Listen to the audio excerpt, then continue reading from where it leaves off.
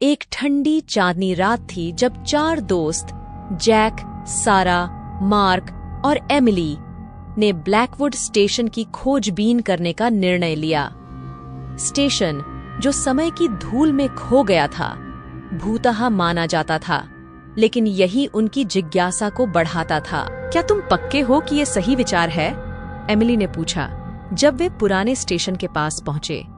अरे, ये बस थोड़ा मजा है, जैक ने आश्वस्ति भरी मुस्कान के साथ कहा। सबसे बुरा क्या हो सकता है? स्टेशन उनके सामने काला आकृति के रूप में खड़ा था, चांद की फीकी रोशनी में। इसके कभी कभी व्यस्त प्लेटफॉर्म अब झाड़ियों से घिर गए थे और पुराने प्रतीक्षा कक्ष की खिड़कियां टूट चुकी थीं, जैसे रात में अंधेरे आंखें। उन्होंने प्लेटफॉर्म पर कदम रखा और वहां की भयावह शांति में उनके कदमों की गूंज गूंज उठी। जैक ने रास्ता दिखाया और उनका टॉर्च पुरानी दीवारों और टूटे हुए संकेतों पर रोशनी डाल रहा था। आओ, हम नियंत्रण कक्ष की ओर चलें, मार्क ने सुझाव दिया, एक जर्जर इमारत की ओर इशारा करते हुए। उन्होंने सहमति में सिर हिलाया और वहां की ओर बढ़े। जब वे पहुंचे, सारा ने दरवाजा धकेला, जो चरमराते हुए खुला। कमरा पुराने, जंग लगे उपकरणों और धूल भरी कुर्सियों से भरा था। अचानक एक ठंडी हवा के झोंके ने उन्हें हिला दिया। क्या तुमने ये महसूस किया? सारा ने डर से पलकें झपकाते हुए पूछा। ये बस हवा है, जैक ने कहा, हालांकि उसकी आवाज में भी भरोसा नहीं था। वे कमरे की जांच करने लगे, लेकिन वहां केवल पुराने कागजात और टूटे हुए मशीन मिले। निराश होकर वे जाने लगे। तभी दरवाजा जोर से बंद हो गया। एमिली चीख उठी और वे सब मुड़े। दरवाजे को मजबूती से बंद पाया। कौन है वहां? मार्क ने चिल्लाया, उसकी आवाज कांपते हुए। कोई जवाब नहीं मिला, केवल उनकी भारी सांसों की आवाज। जैक ने दरवाजा खोलने की कोशिश की, लेकिन वह नहीं खुला। जैसे ही वे फंसे हुए का एहसास हुआ, उनके चेहरे पर भय छा गया। देखो, एमिली ने कमरे के कोने की ओर इशारा किया, जहां एक छायादार आकृति खड़ी थी। ये एक पुरानी पोशाक में एक महिला थी। उसकी आंखें खोखली और चेहरा पीड़ा में विकृत। बाहर निकलो, उसने फुसफुसाया, उसकी आवाज उनके सिरों में गूंजते हुए। बाहर निकलो, इससे पहले कि देर हो जाए। दोस्त भय से जमे हुए थे, हिल भी नहीं पा रहे थे। महिला ने कदम आगे बढ़ाया और जैसे जैसे उसने कदम बढ़ाया, कमरा और ठंडा हो गया। उसने अपनी हड्डियों की अंगुली उठाई और दरवाजे की ओर इशारा किया, जो अचानक खुल गया। भागो! जैक ने चिल्लाया और वे नियंत्रण कक्ष से बाहर निकलकर प्लेटफॉर्म पर भागे। लेकिन जैसे ही वे भागे, उन्होंने देखा कि स्टेशन बदल चुका था। पटरियां अब ताजा खून से भरी हुई थीं और प्लेटफॉर्म पर यात्रियों और कर्मचारियों की भूतिया आकृतियां थीं, उनके चेहरे पीड़ा और निराशा में विकृत। हमें यहाँ से बाहर निकलना होगा, सारा ने रोते हुए कहा। वे बाहर की ओर भागे, लेकिन वहां एक लंबी, छायादार आकृति ने उनका रास्ता रोक लिया। वह स्टेशन मास्टर था। उसकी आंखें एक भयावह रोशनी में चमक रही थीं। तुम्हें यहाँ नहीं आना चाहिए था, उसने गहरे और धमकी भरे स्वर में कहा।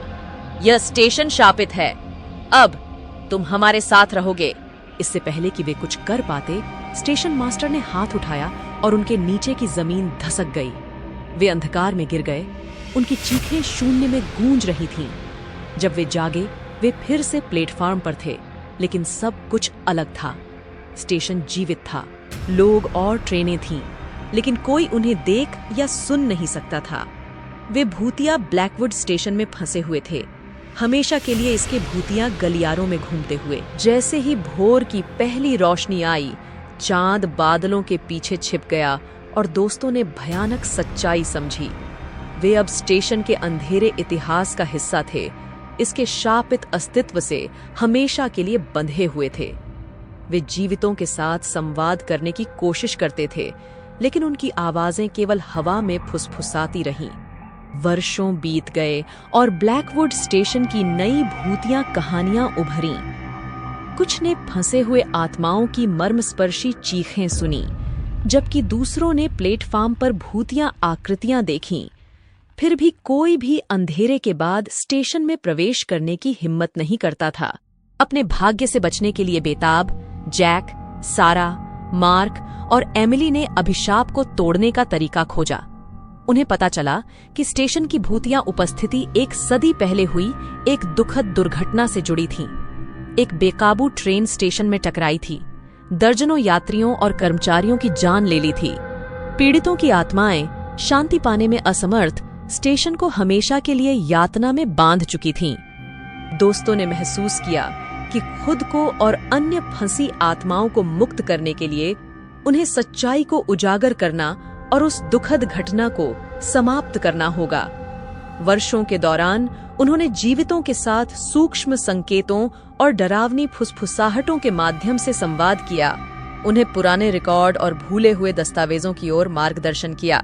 एक स्थानीय इतिहासकार अन्ना इन कहानियों से प्रभावित होकर जांच करने का निर्णय लिया।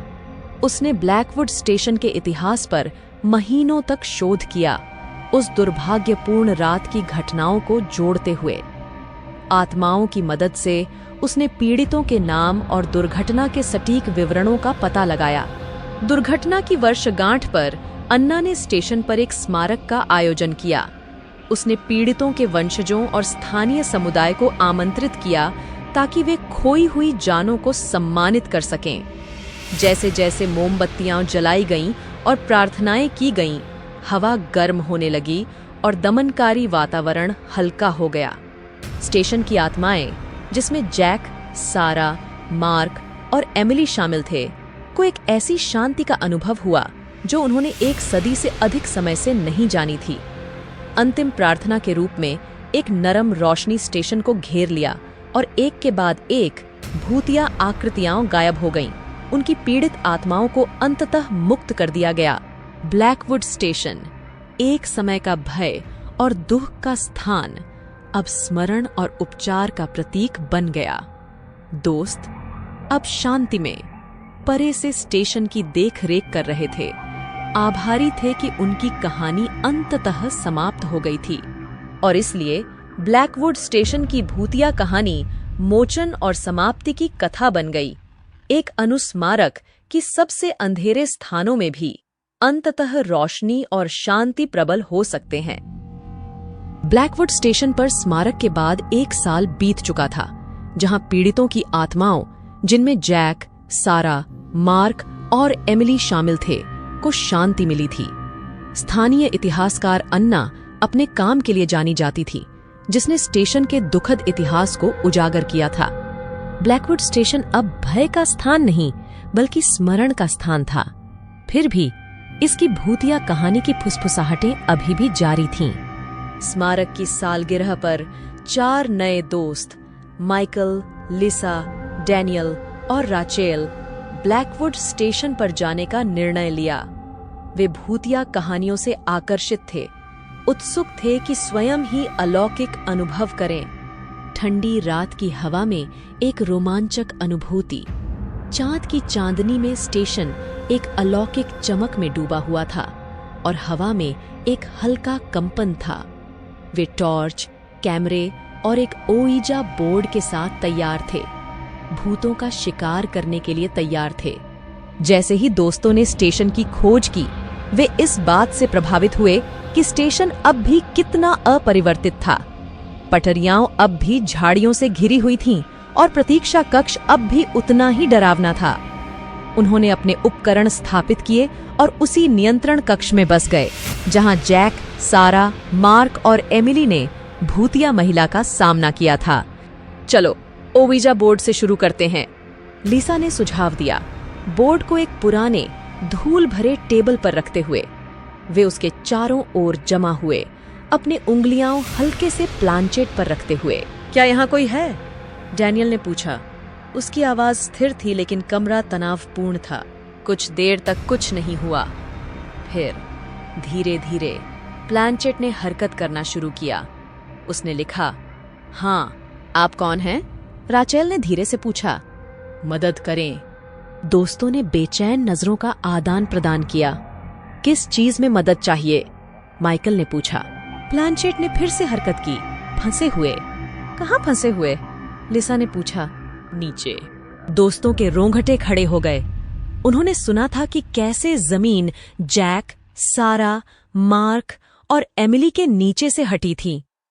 क्या यह सच में हो सकता है कि स्टेशन के नीचे और भी रहस्य छिपे हों?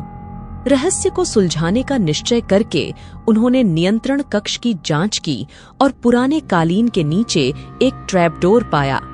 कुछ प्रयासों के बाद उन्होंने इसे खोल दिया, जिसमें अंधेरे में उतरने वाली सीढ़ियां दिखाई दीं।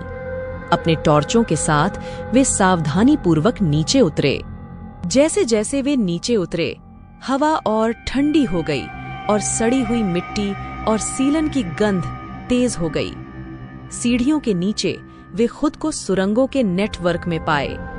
दीवारें पुरानी, जंग लगी पाइपों और सड़ी हुई लकड़ी से भरी थीं और टपकती पानी की हल्की आवाज चारों ओर गूंज रही थी। शायद यही वे कह रहे थे, माइकल ने कहा, उसकी आवाज संकीर्ण जगह में गूंजते हुए। जैसे ही वे सुरंगों में और गहरे गए, उन्हें एक पुराना लोहे का दरवाजा मिला। यह थोड़ा खुला हुआ था और उसके पार से हल्की फुसफुसाहट सुनाई दे रही थी। दरवाजा धकेलकर वे एक बड़े कक्ष में पहुंचे, जो दीवारों पर चिपके हुए फॉस्फोरेसेंट कवकों की मध्यम रोशनी से प्रकाशित था। कक्ष के केंद्र में जैक, सारा, मार्क और एमिली की भूतियां आकृतियां खड़ी थीं। जब उन्होंने नए समूह को देखा तो उनके चेहरे पर राहत की झलक दिखी। आने के लिए धन्यवाद, जैक ने कहा। उसकी आवाज एक नरम प्रतिध्वनि थी। हमें वास्तव में मुक्त होने के लिए आपकी मदद चाहिए। हमें क्या करना है? राचेल ने पूछा।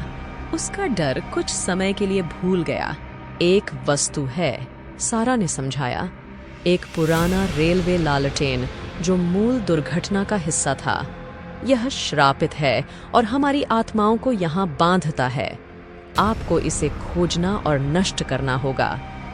दोस्तों ने सहमति जताई और लालटेन को खोजने के लिए सुरंगों की जांच शुरू की। जैसे जैसे वे गहराई में गए, वातावरण और भी दमनकारी हो गया। हवा एक दुर्भावनापूर्ण ऊर्जा से भरी हुई थी। परछाइयां अपनी मर्जी से हिलती हुई लगती थीं और फुसफुसाहटें और तेज हो गईं। अंत में डैनियल ने लालटेन को एक अंधेरे कोने में पाया। यह पुरानी और जंग लगी थी। उसका कांच टूटा हुआ और सूखे खून जैसा दिखने वाला दाग लगा हुआ था। जैसे ही उसने इसे उठाया, एक अंधकार की लहर उस पर छा गई और उसने महसूस किया कि एक ठंडा हाथ उसके कंधे पर था। जल्दी से इसे नष्ट करो, जैक की आवाज ने सुरंगों में गूंजते हुए आग्रह किया। माइकल, लिसा, डैनियल और राचेल लालटेन के चारों ओर इकट्ठा हुए। एक बड़े पत्थर का उपयोग करते हुए माइकल ने इसे टुकड़े टुकड़े कर दिया। जैसे ही लालटेन टूटी, कक्ष में एक कान फाड़ू चीख गूंजी और दमनकारी ऊर्जा शांति और शीतलता में बदल गई। जैक, सारा, मार्क और एमिली की भूतिया आकृतियां मुस्कुराईं। उनके रूप और अधिक पारदर्शी हो गए। धन्यवाद, एमिली ने कहा। हम आखिरकार आगे बढ़ सकते हैं। उनके ये शब्द कहने के साथ आत्माएं हल्की हवा में बदल गईं, जो सुरंगों और सतह तक फैल गईं। दोस्त सुरंगों से बाहर निकले। जैसे ही भोर की पहली रोशनी क्षितिज पर फैली, हवा ठंडी और साफ थी और ब्लैकवुड स्टेशन में एक अलग एहसास था, जैसे एक भार उठा लिया गया हो। वे जानते थे कि आत्माएं अब शांति में थीं। उनके साहस की कहानी फैल गई और ब्लैकवुड स्टेशन एक यात्रा का स्थान बन गया, उन लोगों के लिए जो अतीत को सम्मान देना और अपने दुहक के लिए समापन पाना चाहते थे। स्टेशन एक समय का भय का प्रतीक, अब आशा और मोचन का प्रतीक था। दोस्त माइकल, लिसा, डैनियल और राचेल करीबी बने रहे, अपने असाधारण अनुभव से बंधे। वे जानते थे कि वे कुछ खास का हिस्सा थे, कुछ ऐसा जिसने बेघर आत्माओं को शांति दी और एक भूतिया स्थान को उपचार का प्रतीक बनाया। इस प्रकार ब्लैकवुड स्टेशन की भूतिया कहानी समाप्त हुई। इसकी कहानी उन सभी के दिलों और दिमागों में हमेशा के लिए दर्ज हो गई जिन्हें इसके विरासत ने छुआ।